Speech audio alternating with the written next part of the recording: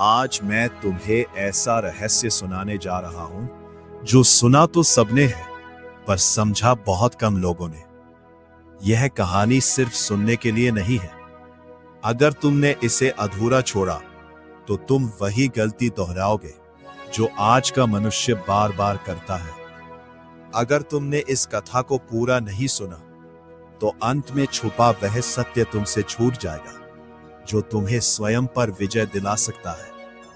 इस कथा के अंत में छुपा है आत्म विजय का वह रहस्य जो साधारण मनुष्य को असाधारण बना देता है। वन शांत था, पर वो शांति मृत नहीं थी, वो जीवित थी, जैसे हर वृक्ष किसी प्राचीन रहस्य का रक्षक हो। सूर्य की किरणें जब उस घने जंगल के भीतर प्रवेश करती तो ऐसा प्रतीत होता मानो स्वयं समय धीरे धीरे आगे बढ़ रहा हो। उसी वन के मध्य एक विशाल वट वृक्ष के नीचे एक वृद्ध ऋषि समाधिस्थ बैठे थे। उनकी आंखें बंद थी, पर ऐसा लगता था कि वे सब कुछ देख रहे हैं, अतीत, वर्तमान और आने वाला भविष्य। उनके समक्ष बैठा था एक युवक, चंचल, बेचैन और प्रश्नों से भरा हुआ। गुरुदेव, उसने धीमे स्वर में कहा, मैं जीवन में सफल होना चाहता हूं, पर मेरा मन स्थिर नहीं रहता। मैं हर दिशा में दौड़ता हूं, फिर भी कहीं पहुंच नहीं पाता। ऋषि ने धीरे से अपनी आंखें खोली। उनकी दृष्टि गहरी थी, जैसे किसी अथाह सागर की गहराई। तुम्हारी समस्या नई नहीं है, उन्होंने शांत स्वर में कहा। यह वही संघर्ष है जो हर युग में मनुष्य को बांधता आया है। तो समाधान क्या है गुरुदेव? युवक ने उत्सुकता से पूछा। ऋषि मुस्कुराए। समाधान बाहर नहीं, भीतर छुपा है, और उसे समझने के लिए तुम्हें पंचतंत्र के 5 रहस्यों को जानना होगा। जंगल की हवा अचानक गहरी हो गई, जैसे स्वयं प्रकृति इस ज्ञान को सुनने के लिए तैयार हो। प्रथम रहस्य, धैर्य का मौन शिकार। ऋषि ने अपनी दृष्टि दूर क्षितिज की ओर उठाई। क्या तुम उस शेर को देख रहे हो? युवक ने देखा। एक शेर चट्टान पर बैठा था। वो शांत था, स्थिर था, पर उसकी आंखों में अग्नि जल रही थी। वो कई घंटों से वहीं बैठा है, ऋषि बोले, पर उसने अभी तक हमला नहीं किया। क्यों? युवक ने पूछा। क्योंकि वो जानता है हर अवसर सही नहीं होता।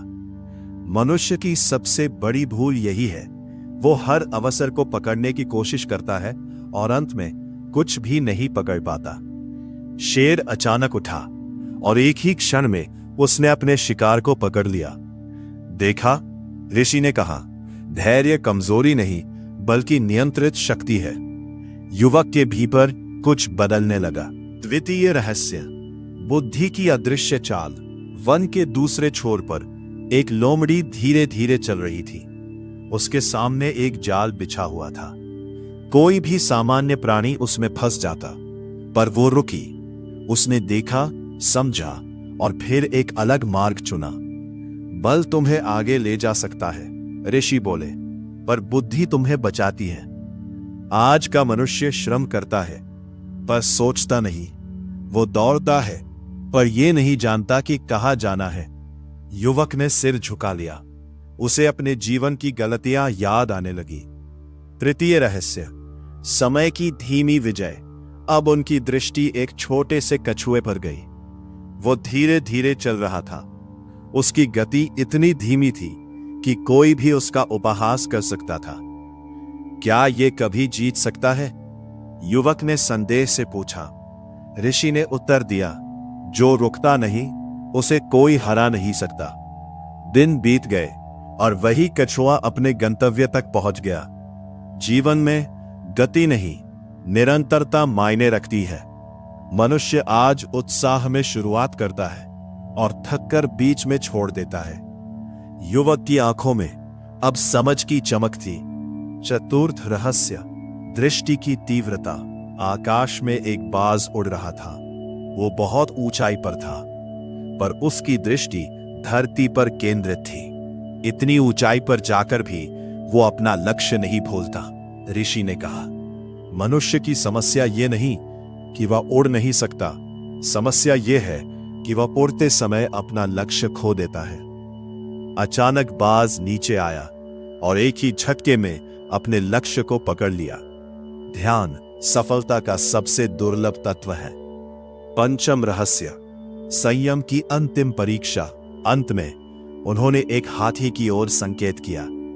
वो विशाल था, शक्तिशाली था, पर शांत था। यदि ये चाहे तो पूरे वन को नष्ट कर सकता है, ऋषि बोले, पर ये ऐसा नहीं करता क्योंकि ये स्वयं को नियंत्रित करता है।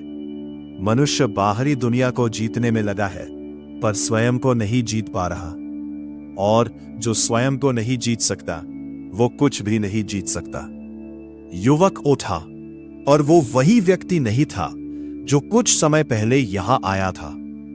अब उसकी चाल में स्थिरता थी, उसकी आंखों में स्पष्टता थी, और उसके भीतर एक नई शक्ति थी। ऋषि ने अंतिम बार कहा, याद रखना, धर्म कोई पुरानी बात नहीं है। ये वही शक्ति है जो अराजकता में भी व्यवस्था ला सकती है, और अनुशासन वो अग्नि है जो तुम्हें भीतर से शुद्ध करती है।